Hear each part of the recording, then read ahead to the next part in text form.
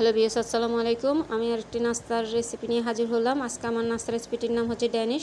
তো বাসা যখন তৈরি করলাম ভাবলাম আপনাদের সাথে শেয়ার করি। তো প্রথমে আমি ময়দার সাথে 2 চা চামচ বেকিং পাউডার অ্যাড করলাম, দেখতে পাচ্ছেন।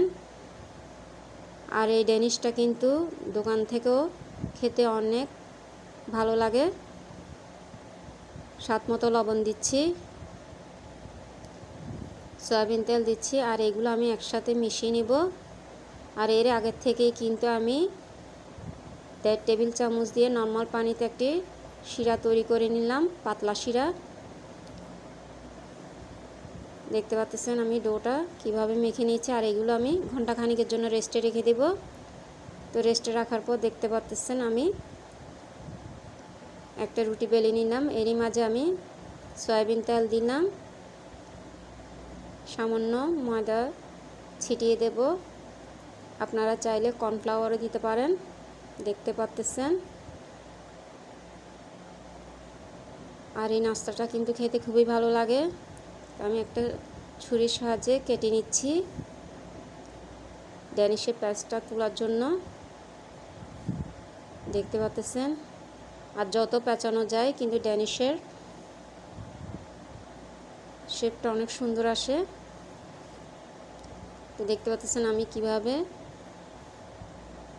করে নিচ্ছি। আর এই প্যাচটা দিয়ে কিন্তু আবার আধা ঘন্টা 1 ঘন্টার জন্য রেখে দিতে হবে। তো আমি বাকি সবগুলো এভাবে তৈরি করে নেব।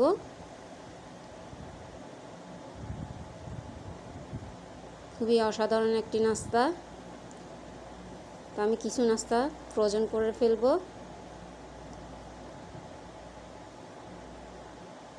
দেখতে পাচ্ছেন আমি কিভাবে পেস্টটা দিচ্ছি।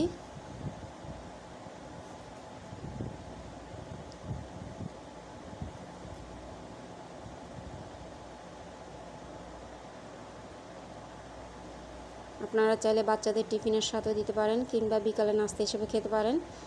তো দেখতে পাচ্ছেন আমি কিভাবে বেলে নিচ্ছি। আধা ঘন্টার পর ঠিক এই সাইজে করে বেলে নিতে হবে। দেখতে পাচ্ছেন পেস্টটা কতটা সুন্দর হয়েছে, দেখতে অনেকটা সুন্দর দেখাচ্ছে।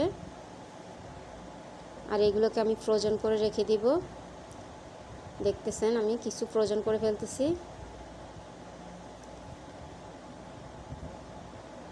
আপনাদের সুবিধার্থে আমি ভেজে দেখাচ্ছি। আর এরই মাঝে আমি আরেকটি প্যানে কিন্তু 2 টেবিল চামচ চিনি দিয়ে একটা পাতলা শিরা করে নিলাম। আগেরটা ছিল ঠান্ডা পানি দিয়ে, আর এখনটা হচ্ছে ফুটন্ত পানিতে আমি শিরাটা তৈরি করে নিচ্ছি, একদম পাতলা শিরা।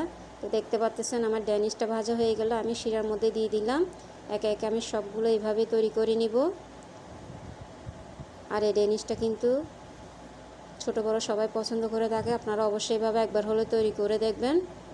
খুবই অসাধারণ একটি নাস্তা। তো দেখতে পাচ্ছেন মাশাআল্লাহ তৈরি হয়ে গেল আমার ড্যানিশ। কতটা সফট দেখতে পাচ্ছেন।